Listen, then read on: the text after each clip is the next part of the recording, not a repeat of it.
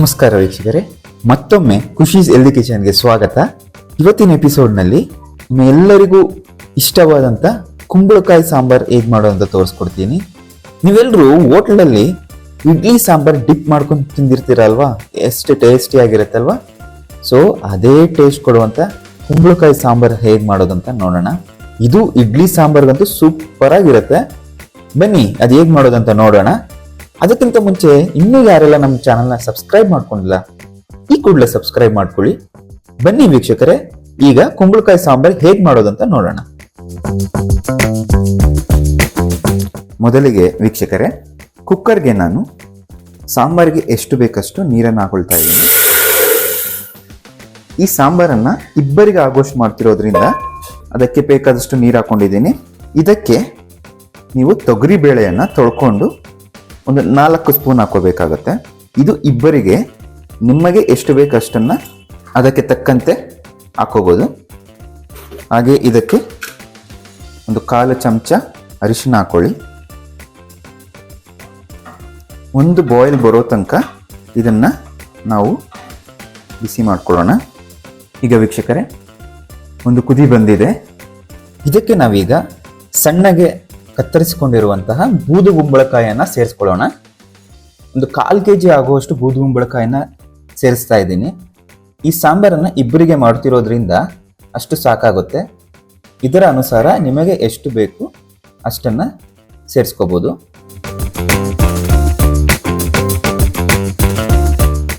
ಈಗ ವೀಕ್ಷಕರೇ, ಈ ಮಿಶ್ರಣವನ್ನು 2 ವಿಜಿಲ್ ಬರೋ ತನಕ ಬೇಯಿಸ್ಕೊಳ್ಳೋಣ.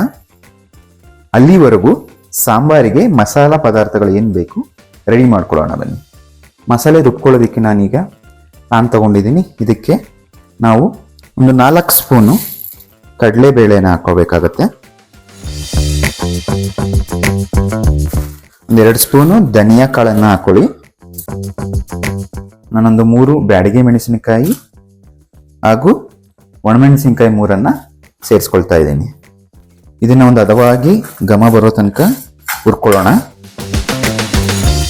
ಅನ್ನಕ್ಕೆ ಹಾಗೂ ಇಡ್ಲಿಗೆ ಮಾತ್ರ ಸೂಪರ್ ಟೇಸ್ಟ್ ವೀಕ್ಷಕರೇ.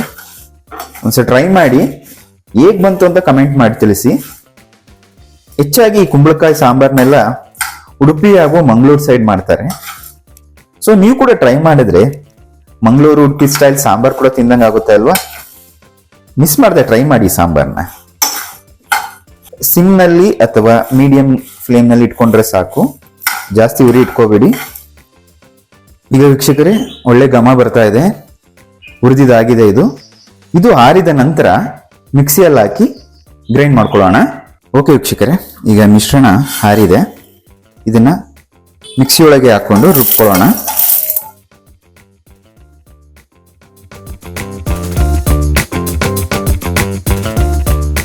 ಇದಕ್ಕೆ 2 ಸ್ಪೂನ್ ತೆಂಗಿನ ತುರಿಯನ್ನು ಈಗ ಸೇರಿಸ್ಕೊಳ್ಳೋಣ.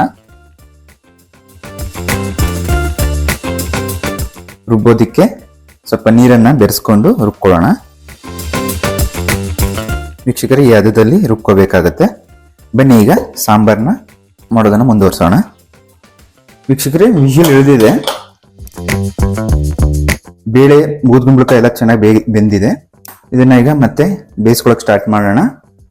ಇದಕ್ಕೆ ನಾವೀಗ ಒಂದು ಸಣ್ಣ ಗೋಲಿ ಆಕಾರದ ಹುಣಸೆಹಣ್ಣು ಕಿವುಚ್ಕೊಂಡು ಅದನ್ನ ಬೆರೆಸ್ಕೊತಾ ಇದ್ದೀನಿ ಹುಳಿಗೆ. ಹಾಗೆ ರುಚಿಗೆ ತಕ್ಕಷ್ಟು ಉಪ್ಪು ಸೇರಿಸ್ಕೊಳ್ತಿದ್ದೀನಿ. ಈಗ ಇದಕ್ಕೆ ನಾವು ರುಬ್ಕೊಂಡಿರುವಂತ ಮಸಾಲೆ ಕೂಡ ಸೇರಿಸ್ಕೊಳ್ಳೋಣ.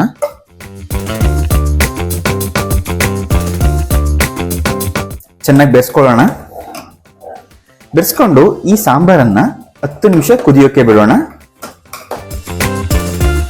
ಈ ವಿಡಿಯೋದ ಕೊನೆಯಲ್ಲಿ ವೀಕ್ಷಕರೇ, ಬೂದು ಕುಂಬಳಕಾಯಲ್ಲಿ ಫ್ರೆಶ್ ಜ್ಯೂಸ್ ಮಾಡ್ಬೋದು ವೀಕ್ಷಕರೇ. ಅದಂತೂ ತುಂಬಾ ಟೇಸ್ಟಿ ಆಗಿರುತ್ತೆ ಮತ್ತು ನಿಮ್ಮ ದೇಹಕ್ಕೆ ತುಂಬಾ ಒಳ್ಳೆಯದು. ಅದನ್ನ ನಾನು ಈ ವಿಡಿಯೋದ ಕೊನೆಯಲ್ಲಿ ಲಿಂಕ್ ಹಾಕಿರ್ತೀನಿ, ನೀವು ಕೂಡ ಅದನ್ನ ನೋಡ್ಬೋದು.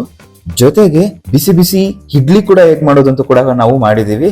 ಈ ವಿಡಿಯೋದ ಕೊನೆಯಲ್ಲಿ ಆ ವಿಡಿಯೋ ಕೂಡ ಇರುತ್ತೆ, ಕ್ಲಿಕ್ ಮಾಡಿ ಕೂಡ ನೀವು ಅದನ್ನ ನೋಡ್ಬೋದು ವೀಕ್ಷಕರೇ. ಹಾ ವೀಕ್ಷಕರೇ, ಒಳ್ಳೆ ಘಮ ಬರ್ತಾ ಇದೆ ಸಾಂಬಾರ್ದು. ಈ ಸಮಯದಲ್ಲಿ ನೀವು ಸಾಂಬಾರ್ಗೆ ಉಪ್ಪು ಖಾರ ಹುಳಿ ಚೆಕ್ ಮಾಡ್ಕೊಳ್ಳಿ, ಬೇಕಿದ್ರೆ ಸೇರಿಸ್ಕೊಳ್ಳಿ. ಓಕೆ ವೀಕ್ಷಕರೇ, ಆಲ್ಮೋಸ್ಟ್ ಸಾಂಬಾರ್ ರೆಡಿ ಇದೆ. ಇದಕ್ಕೆ ನಾವೀಗ ಒಂಚೂರು ಒಗ್ಗರಣೆ ಹಾಕೊಳ್ಳೋಣ. ಅಲ್ಲಿಗೆ ಸಾಂಬಾರ್ ಕಂಪ್ಲೀಟ್ ರೆಡಿ ಆಗುತ್ತೆ. ಬನ್ನಿ ವೀಕ್ಷಕರೇ, ಒಗ್ಗರಣೆ ಮಾಡ್ಕೊಳ್ಳೋಣ. ವೀಕ್ಷಕರೇ, ನಾವು ಈಗ ಸಾಂಬಾರ್ಗೆ ಮೆಂತ್ಯ ಒಗ್ಗರಣೆ ಮಾಡ್ಕೊಳ್ಳೋಣ. ಇದು ತುಂಬಾ ಟೇಸ್ಟ್ ಆಗಿರುತ್ತೆ. ಸಾಂಬಾರಿನ ಘಮ ಕೂಡ ತುಂಬಾ ಚೆನ್ನಾಗಿರುತ್ತೆ.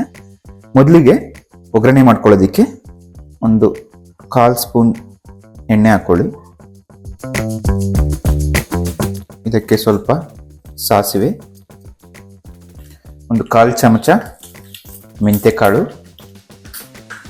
ಸ್ವಲ್ಪ ಕರಿಬೇವು, ಒಂದು ಒಣಮೆಣಸಿನಕಾಯಿ. ಈ ಸಾಂಬಾರ್ಗೆ ನೀವು ಮೆಂತ್ಯಕಾಳಿನ ಒಗ್ಗರಣೆ ಮಾಡ್ಕೊಂಡ್ರೇನೆ ಸಾಂಬಾರ್ ತುಂಬಾ ಟೇಸ್ಟ್ ಆಗಿರುತ್ತೆ. ಈಗ ಒಗ್ಗರಣೆ ರೆಡಿ ಆಗಿದೆ. ಬನ್ನಿ ಈ ಒಗ್ಗರಣೆಯನ್ನ ಸಾಂಬಾರ್ಗೆ ಬೆರೆಸ್ಕೊಳ್ಳೋಣ. ಸಾಂಬಾರಿನ ಘಮ ತುಂಬಾನೇ ಚೆನ್ನಾಗಿದೆ. ವೀಕ್ಷಕರೇ, ನೀವು ಒಂದ್ಸಾರಿ ಮನೆಯಲ್ಲಿ ಟ್ರೈ ಮಾಡಿ, ತುಂಬಾ ಚೆನ್ನಾಗಿ ಬರುತ್ತೆ. ಮಂಗಳೂರು, ಉಡುಪಿ ಸ್ಟೈಲ್ ಸಾಂಬಾರ್ ಕೇಳಿರ್ತೀರಾ, ಹೋಗಿ ಹೋಟ್ಲಲ್ಲಿ ತಿಂದಿರ್ತೀರಾ, ಮನೆಯಲ್ಲಿ ಮಾಡ್ಕೊಂಡು ತಿನ್ನಿ, ಇನ್ನೂ ಮತ್ತಷ್ಟು ಟೇಸ್ಟ್ ಇರುತ್ತೆ. ನೋಡಿ, ಆಲ್ಮೋಸ್ಟ್ ಸಾಂಬಾರ್ ರೆಡಿ ಇದೆ. ಸರ್ವ್ ಮಾಡೋದಕ್ಕೆ ಬಾಯಲ್ಲಿ ಬೇರೆ ನೀರು ಬರ್ತಾ ಇದೆ. ಇದಕ್ಕೆ ಅನ್ನ ಹಾಕೊಂಡು ಸಾಂಬಾರ್ ಹಾಕೊಂಡು ಕಲ್ಸ್ಕೊಂಡು ತಿಂತಾ ಇದ್ರೆ ಆಹಾ, ಇನ್ಯಾಕೆ ತಡ ವೀಕ್ಷಕರೇ, ನೀವು ಕೂಡ ಟ್ರೈ ಮಾಡಿ ನಿಮ್ಮ ಮನೇಲಿ. ಹೇಗೆ ಬಂತು ಅಂತ ಕಮೆಂಟ್ ಮಾಡಿ ತಿಳಿಸಿ. ಮುಂದಿನ ವಿಡಿಯೋದಲ್ಲಿ ಮತ್ತೊಂದು ಸ್ಪೆಷಲ್ ಡಿಶ್ನೊಂದಿಗೆ ನಾನು ನಿಮ್ಮನ್ನ ಭೇಟಿ ಮಾಡ್ತೀನಿ. ಅಲ್ಲಿವರೆಗೂ ಶುಭ ದಿನ.